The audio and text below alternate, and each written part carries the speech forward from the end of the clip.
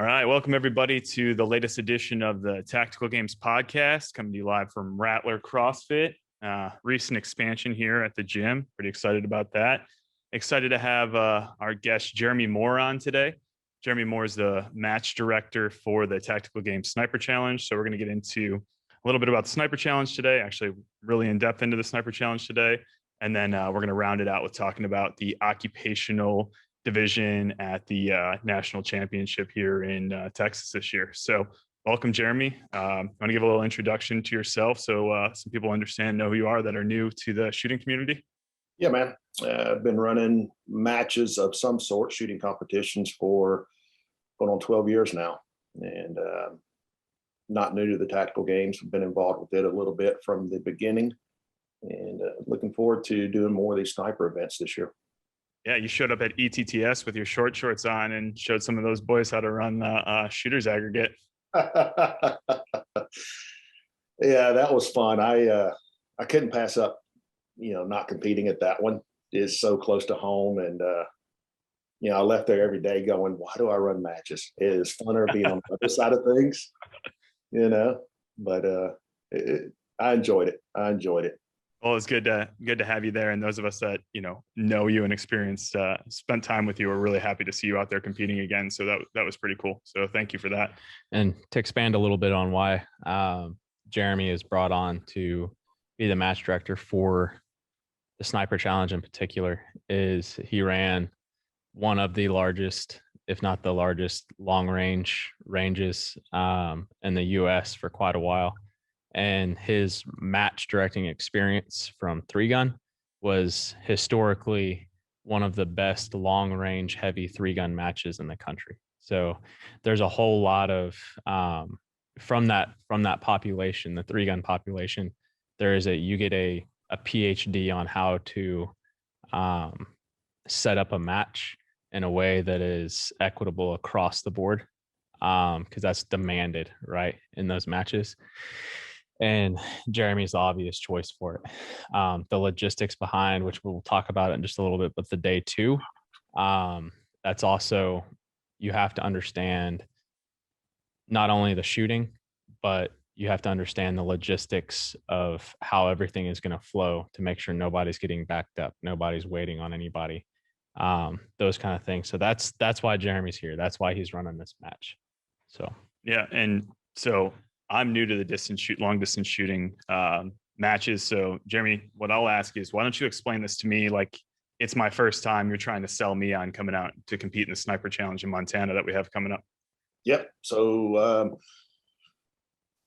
basically, obviously, it's a Sniper Challenge. So we are doing long range. And when we call long range, well, let's break it down into different divisions. How about that, right? You got the individual gas, individual bolt, and then team division. So gas is going out to 700 yards ish, is probably the max distance we're going to go. Bolt is out to 1,200 yards ish. I say ish because I'll try to keep it plus or minus 100. How about that? Sometimes the terrain just dictates a little bit more. So to expand on that just a little bit, if somebody shows up and there's a target at 770 yards. Yeah. Why and how did that happen? Why are we exceeding what we said we were going to start? So it's the terrain and what's available. So perfect example is the last one we did. We had one at roughly 770 yards. If I would have pushed you down that hill or pushed you closer to get to 700 yards, it would have went down a hill and you would have not seen the target. Mm-hmm. So I got you as close to that 700 as I could. Does that make sense? Yep. Sure. So it's not pushing it just to go, haha, got you, to see. It's none of that. I have no secrets to any stage, mm-hmm. unless I really want it to be a secret, and then it stays a secret. But yeah. So then if I am coming to your match, I'm going to assume 700 yards is going to be the longest shot. I'm going to be ready to shoot to 800, just being me, right? Yes. So if you don't have access to an 800-yard range, you're not screwed. If you don't have access to a 700-yard range, you're not screwed. You really only need about 100, 200 yards to be able to know what your bullet's going to be doing out at 700, 800. But show up with your dope card ready for 800 and you're going to be safe. Yeah. But we'll try and keep it within 700. And that's the end goal. In a perfect world, if I can keep it 700 on the nose and in, that's great. But like we talked about, sometimes that's just not realistic for certain areas. And until you get to the range and see what directions you can shoot, that's the reason I say ish, and a big emphasis on that. So just like Jared said, be prepared for possibly 800, possibly 1300, but I'm doing everything I can to keep it 700 and 1200. But there's no guarantee. So if you get there and it's 738 and you don't have dope for it, that's on you. Are we talking about divisions yet or no? Well, so we talked about the gas bolt team. Okay. So team, let's break down team. Can both team members use gas guns? Yes.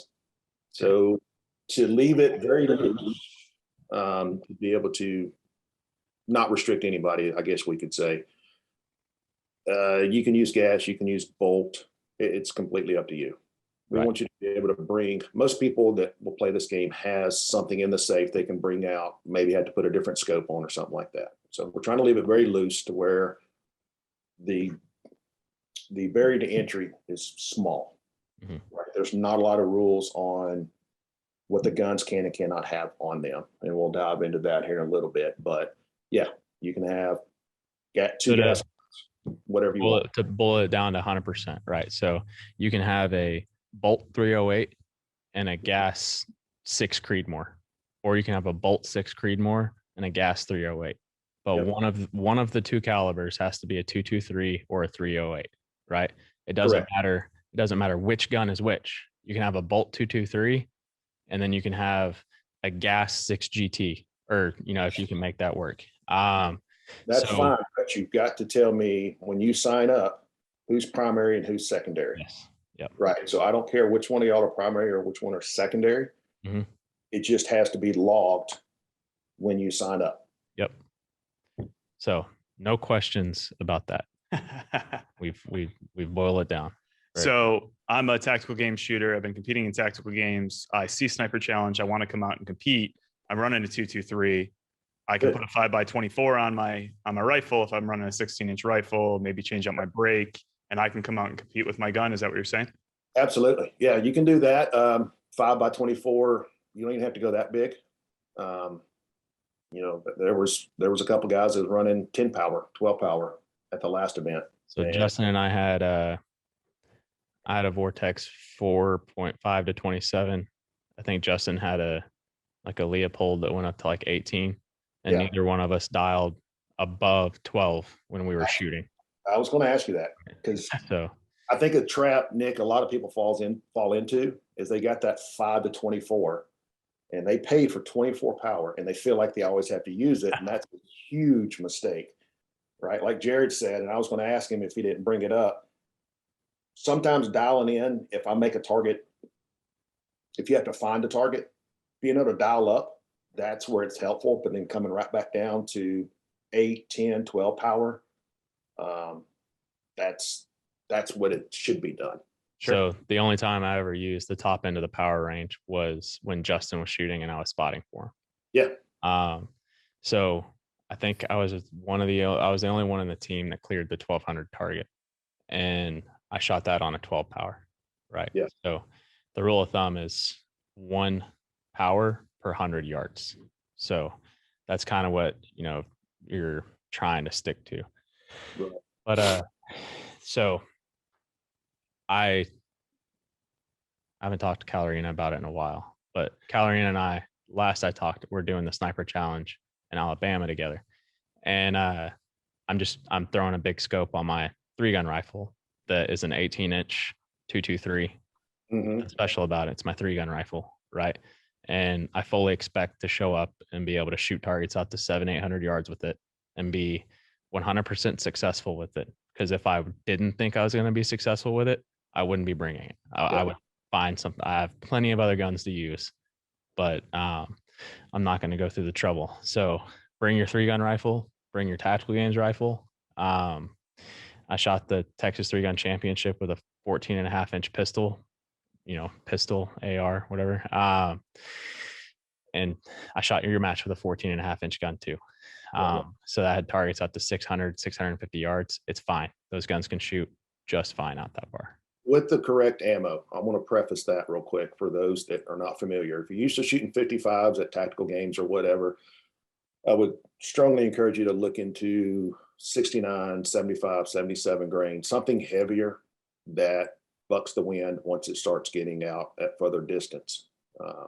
So when you say that to me, I immediately think, all right, now I'm paying $1 per round. If I'm shooting 250 rounds per match, what's the typical ammo count loadout for what we're looking for a match here? It's going to be around 150 per gun. Okay. So I would, and that's if you shoot it clean.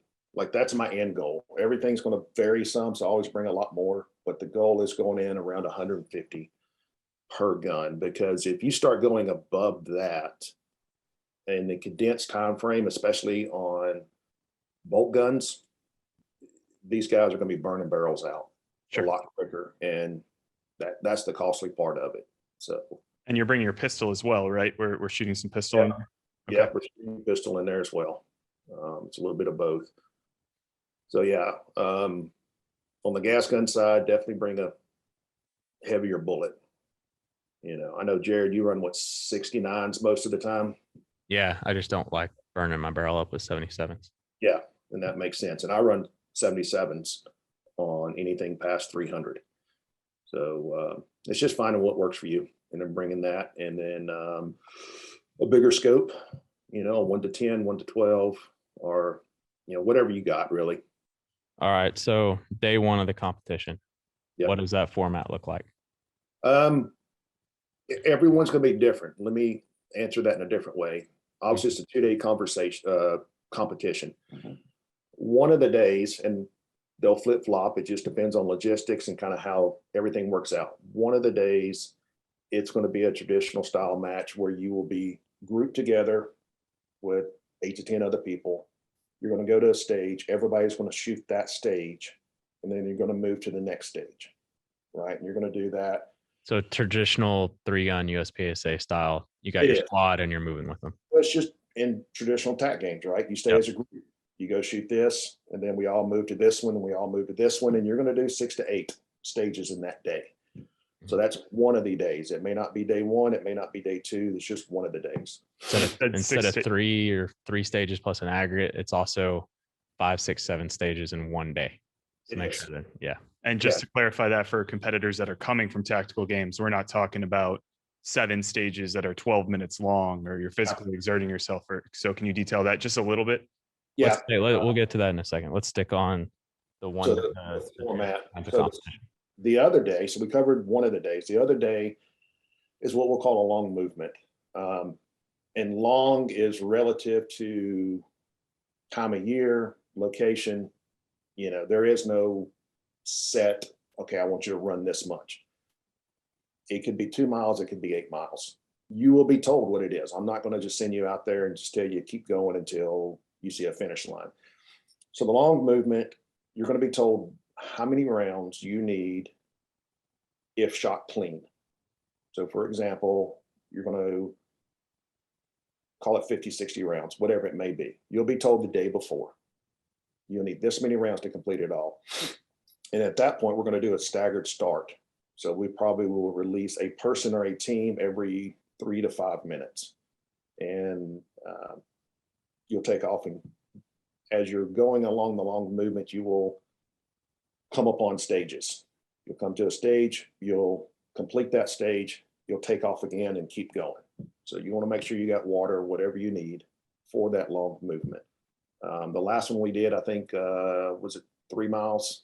Something like that, somewhere around that neighborhood. And along that 3 miles, there were, if I remember correctly, 5 or 6 stages, and that you completed along the way. While you're not, so that day, you may leave at 11 or you may leave at 8 in the morning. Just kind of depends. I said, you'll know way ahead of time. So I'm not going to call everybody there and then have them stand there for 3 or 4 hours before they get launched. But on that day, we also have some floater stages to fill in the time gaps that are for score. So there'll be 2 or 3 of those that you can be doing during that time. So one of the days, traditional squad up, go shoot 6 to 8 stages. The other day is a long movement, staggered start, releasing people at certain times. And along this, you got to imagine too, the loop typically is going to be a loop. So once you leave, there's I guess you could come back to your truck and get something, but you are backtracking and you're adding a lot of time. It's just one consistent motion. You'll be told what gear is required. You can take whatever you want on that long movement, but that's your call. If you want to take a tripod because you're used to shooting off of that as a rear support, that's completely up to you. But I will tell you, if a tripod is absolutely needed because it's a standing position, there will be one there for you. So I'm not going to just, like I said, I have no secrets unless I really want it to be a secret, like an observation stage. So one other thing I'll interject and put in here is that if you're not a runner, you can walk.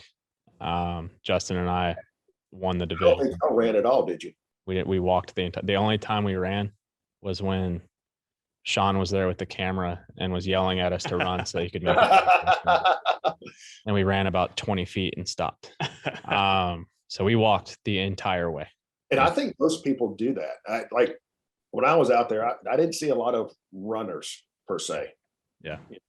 There's maybe some jogging, a little bit of the downhill, but for the most part, people were we basically fast walked. That's what we did. We mainly took the time in between to load magazines and read the stage brief for the next one. Make sure we have everything ready. And that's something to touch on too for those, Nick, you mentioned this may be your first time.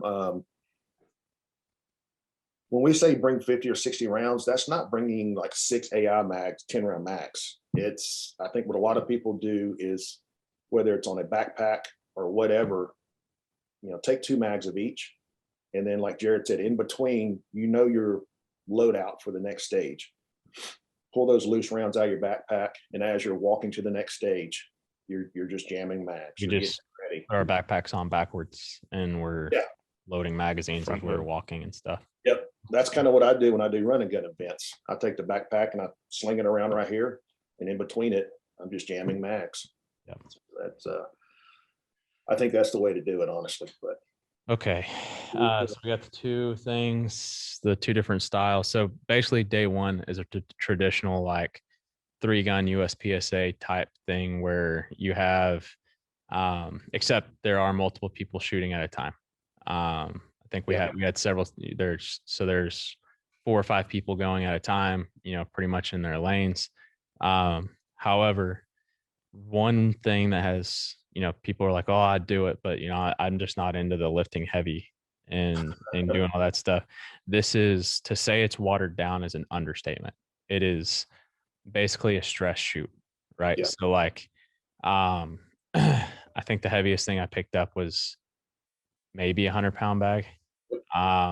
And like my partner, Justin, he's maybe a couple years older than I am. He doesn't work out. He has, animals and stuff he takes care of. So he's throwing around hay bales and stuff like that. But like, he's not in the gym ever, right? No. He doesn't lift weights. He doesn't do any of that stuff. He 100% made it through every stage without any problems. It's a far separation from what people are used to seeing at TAC games. I think a common misconception people have is when they think of this, they think we're doing TAC games proper at distance. Yes. It could not be further from the truth. It is some stages you will be shooting with a higher heart rate. It's not because you just picked up 130-pound farmer's carry. Maybe it's because you sprinted in 50 yards, right? I have you sprint 50 yards before you get to engage. Or it is something more along the body weight movements, if you will. One of them, we just, like Jared said, it's a 100-pound sandbag back and forth over a yoke, right? It's nothing that you cannot accomplish. So my 11-year-old daughter wants to do this. And there's only one stage that she would not have been able to do because she can't pick up 100-pound bag. She can, but she can't get it over the yoke. So let's talk about the fitness level in there. Yeah. I'm bringing my 11-year-old daughter. Yeah. And we're just going to accept the fact that there might be a few things we can't do. And so that should kind of set the stage for this. It's to get your heart rate elevated. It's to prevent this from being the PRS match where you stand 5 feet behind a barricade. They say go, you take 2 steps forward with 800 bags attached to you and start shooting. Nothing wrong with PRS. I love PRS. I shoot PRS. But this is the next evolution of that, which is getting your heart rate up a little bit. And that's all that we're doing is getting your heart rate up a little bit. That's it. And I would say it's not every stage we're doing that, right? There's some, when you think of what a sniper does, it's just not shooting, right? There's a lot involved in it. And some stages I want to test your cold bore. Do you know where you hit with a cold barrel at a certain distance? Some of them it's grouping.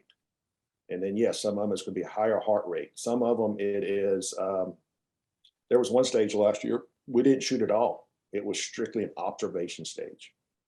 You have X amount of time to find objects that are out of place. And these were very obvious things if you were looking for them, right? It was a toilet bowl brush cleaner hanging in a tree at 200 yards away, right? That's find something that's out of place. So not all of them are high heart rate, but I would say the majority of them are. All right. So we've gone over all that stuff, ammo restrictions. I want to back up a little bit since we did talk about team on the divisions real quick. If you're a team, there are things that can be done to add stress just because you're a team. Okay. I would say that do not let, if you're competing in the team division, don't let this competition be the first time you shoot your teammate's gun. Yeah. That makes sense? And I think, so in the tactical games, regular tactical games, the team division is a much easier version of what the competition is. In the first sniper challenge, the team division was the most competitive division that there was, right? The best shooters that were there were in the team division. So I can see the evolution of that being in the team, it was the best shooters were there, right? So I imagine that kind of departing from the regular tactical games, that the team division will be the most competitive division that there is. That doesn't mean that physically we did anything harder. It was just that people want to do it as a team, and Sal brought his little buddy and they could shoot really well. Well, I think the thing too is knowing how to communicate with your teammate under a little bit of stress, and knowing how to communicate clearly and concisely, right? Very few words, because there will be situations that I will put you in that if you cannot communicate to each other, that's not going to be a good stage for you, right? Or if, just kind of keep that in mind. Choose your teammates wisely. Okay. Is that all for that? Yeah. Ammo restrictions. Really, it's simple. I know originally we started off with a lot of restrictions, and I think we just made it more confusing. So it's very simple. The bullet diameter cannot be more than 0.308 inches. Okay. The projectile no heavier than a 220 grain bullet, going no faster than 3,200 feet a second. So 308 max diameter, 220 grain max projectile, under 3,200 feet a second. And that is it. That's the only ammo. Whatever caliber you want to let that fall in, that's fine. Just as long as it meets those requirements and do not exceed those, it's perfectly fine. It doesn't matter So what caliber it is. people coming not from a competition background, Mhm. why does this 3,200 feet per second rule exist? So the rules, so the velocity, contrary to what everybody believes, velocity kills steel targets. You poke holes in them. You know, it's a target killer. And So to if it's describe that further, a 223 going, let's say it's a 22,250 going 3,600, 3,800 feet per second. That is going to damage steel, right? It's just a 223 or 223 caliber bullet, 5.56 caliber bullet going very fast is going to damage steel, right? If you get a 50 BMG and you download that gunpowder a lot, right, to where now that 50 BMG is going 3,000 feet per second, right? It is not going to damage the steel because you have a very heavy bullet that's going 3,000 feet per second. You're going to knock the target stand over and you're going to destroy, like, you're going to knock it over and everybody's going to be pissed at you because you just sent a huge round at a piece of steel. But when you pick up that piece of steel, it will not be damaged. Yeah.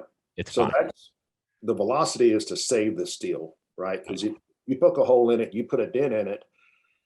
Now the projectile is A, you don't ruin the target. B, now that when another round hits in that same area, it does not deflect in a safe pattern like it should. Now it becomes erratic and you don't know where it's going. And it's the last thing you want on a gun range. The reason for the grain, no more than 220, like Jared said, you can download a bullet or a projectile and send a heavy load down there and knock the target over. So now we're going cold to go stand a target back up. And, that just slows the match down. Not to mention you may have targets in one area from 3 or 4 different stages. So now it's not just shutting down a stage, it's shutting down all of them to go reset a target because you shot this 500 grain projectile at it. So that's why the rules aren't arbitrary. There's a reason why we have those rules. So it's not that we don't like 300 Winchester short max. I love it. I have one. I shoot deer with it and hogs with it, but it's going to kill steel if you shoot at it. All right. And just to make sure everybody understands, the steel we're using, we're not picking up cheap steel. This is AR 500, AR 550 steel. This is good stuff, but velocity kills steel.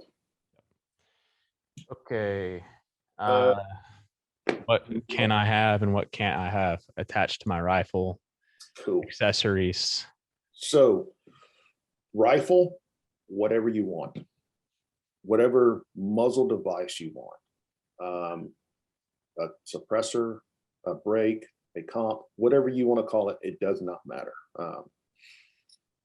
Whatever bipod, tripod, let's just say the easiest way to say is whatever you want and leave it at that. So it's whatever you want. Bipods, tripods, multiple optics, rangefinder mounted to it. So the limiter here to keep in mind is that when you start a stage, you end the stage with everything that you started it with. Yep. So the limiting factor here is that these physical things that we're doing during the thing, whether it's having to run back or run 400 yards, then come back, shoot, then start running shuttles for extra ammo if you miss targets, stuff like that. You're taking all this crap with you. Yes.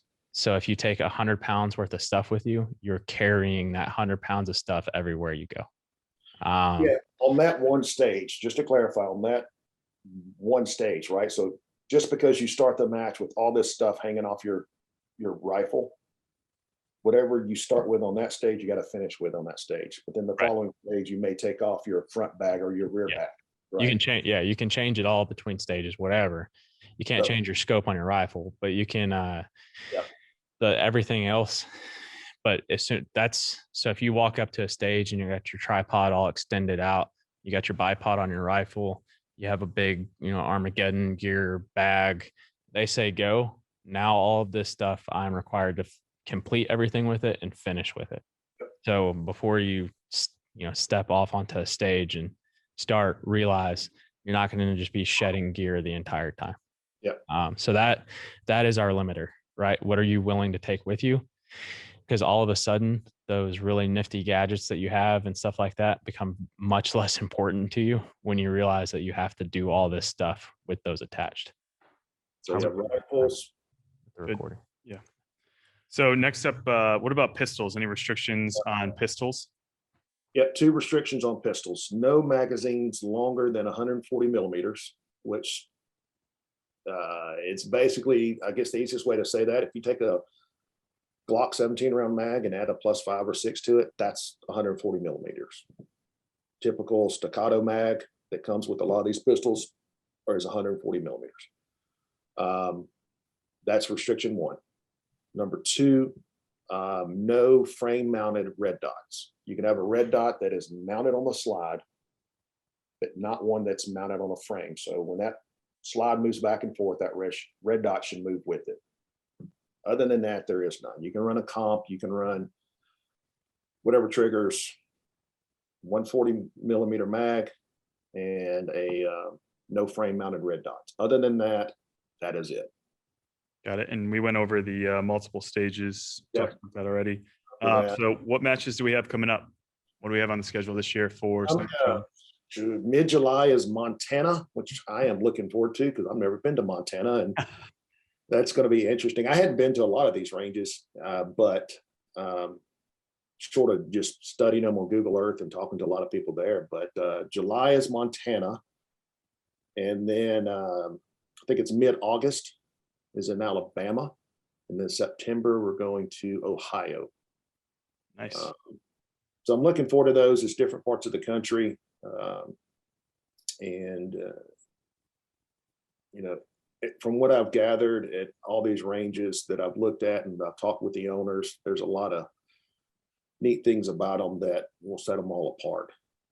Yeah, multiple different kinds of terrains, different elevations. You've got a lot of different challenges here just in that. Yeah, and if you go to the website, you'll see the exact dates, how to sign up, where to sign up. You know, so definitely check out the website. I would definitely check out the website just to review the rules, right? We don't have a lot of rules, but there's nothing worse to getting somewhere and then going, I didn't know. This match has probably the simplest rule set. Yeah. Of all of them. And I've shot probably 50 different matches from 30 different match directors. And this is the smallest rule set that I've seen. And it is. That's kind of what we went after anyway. So, and honestly, other than the don't be an asshole rule, we pretty much have covered the broad strokes of the rules, right? Unless I'm there, be an asshole because I want to see Jeremy's reaction to it. And then if anybody has questions about the match, you can always follow up at info@thetacticalgames.com. If they're more specific questions about the match, as opposed to just the general stuff, you can reach out to Jeremy directly at jeremy@thetacticalgames.com, and he'll get you squared away.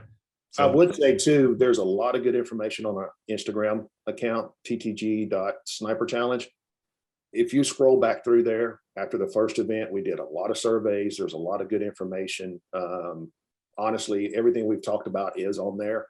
You know, we tried to make that some fun reels, but I've also in the past tried to make that very educational to where you can just take a second and scroll and you will find a lot of good information, that questions that you probably have or didn't think of. Yeah, and the feedback after RPR last year was incredible. People that competed in the match had a great time. Yeah. Most people were actually threatening to leave Tactical Games proper just to compete in sniper challenges. So it's cool to see, and I think people that are going to do it are going to have a good time. And now going on to RPR, talking about the national championship, talking about occupational program or the occupational division that we have coming up at the national championship. So if you guys are ready, we'll dive into that now. Yes. So I guess first is the why. Why are we having a different division in the championship? So the purpose of this division, and I think that, well, there's only a couple people that got confused about it, but the occupational division, who it's for. So we'll do the who first. Who it's for is for law enforcement and military, right?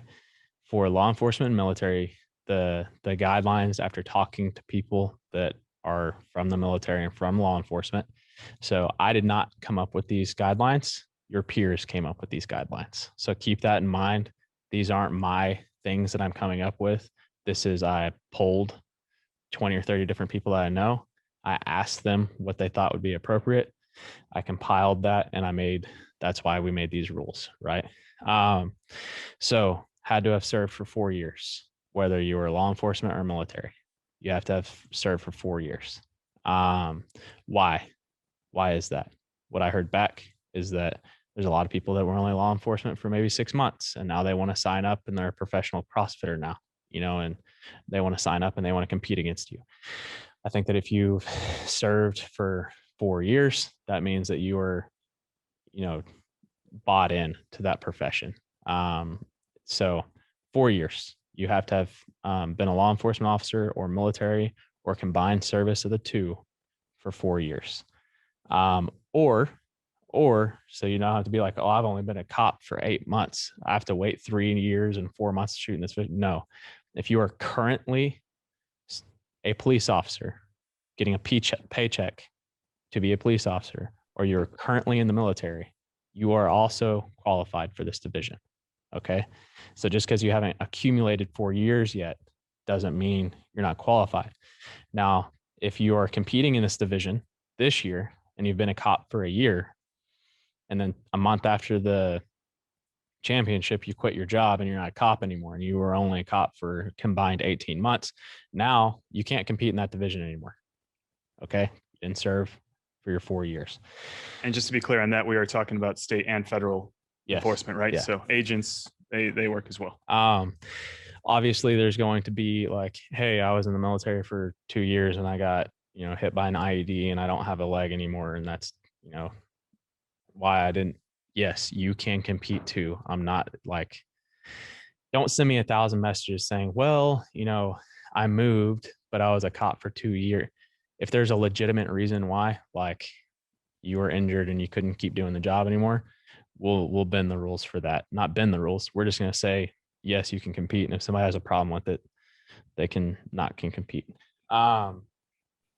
The why behind this, since the beginning of the tactical games, even before, elite started, because at first anybody could show up and do elite. It was not hard, right? As things evolved, now elite is starting to get pretty hard. There have been a lot of people saying, look, I've got this crazy schedule. I've got this, I've got that. It's deployments, it's op tempo, it's, this, all legitimate reasons why, hey, I can't come out and compete against these professional shooters. I can't come out and compete against professional CrossFitters. I can't, it's not in the deck for me anymore to be, because now to be competitive in elite, you have to be training for the tactical games, right? Almost every day, at least working out 5 times a week.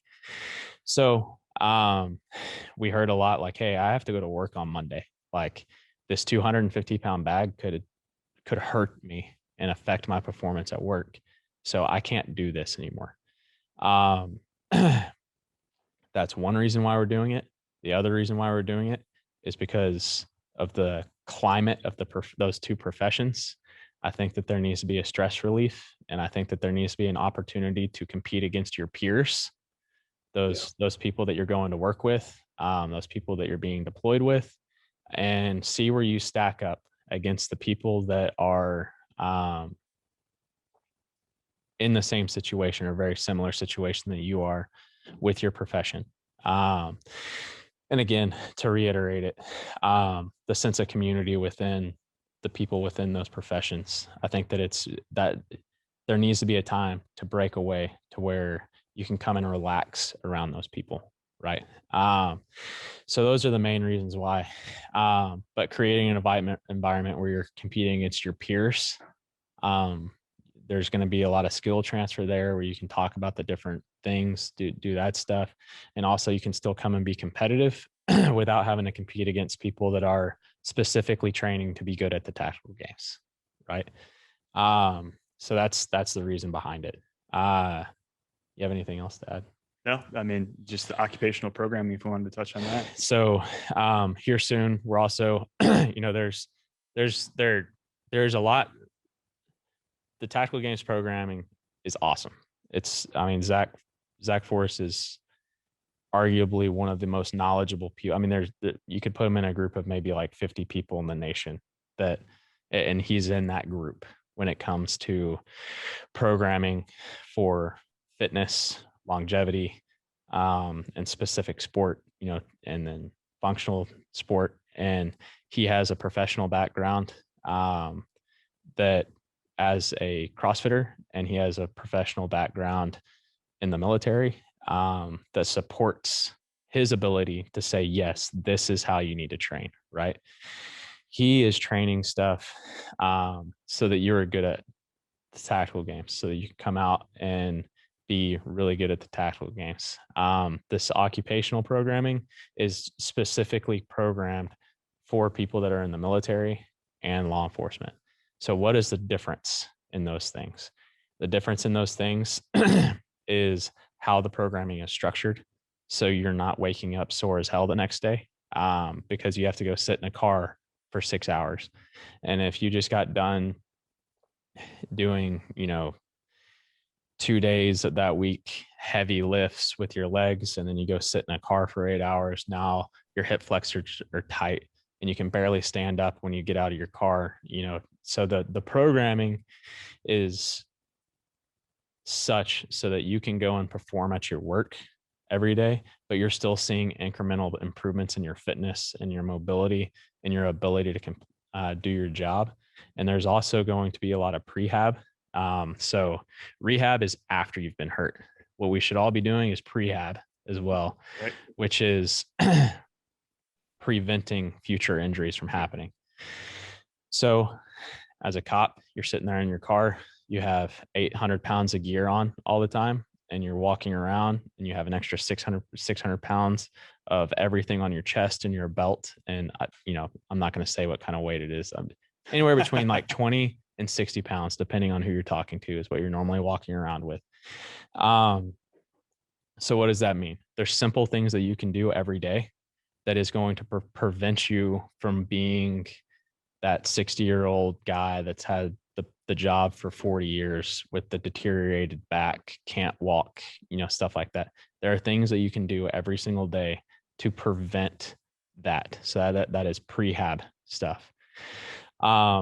So we're going to be starting that. There's a guy that we're working with, Justin, who is a elite competitor. He also comes from the military, and he is currently working as a law enforcement officer. So he checks all of the boxes. He is a high-level CrossFitter as well. Very good shooter, and he checks every single box of somebody who is qualified to be programming this stuff. He understands the job that everybody's going through every single day. So that is the difference between the occupational programming and then I guess the general purpose programming that we have.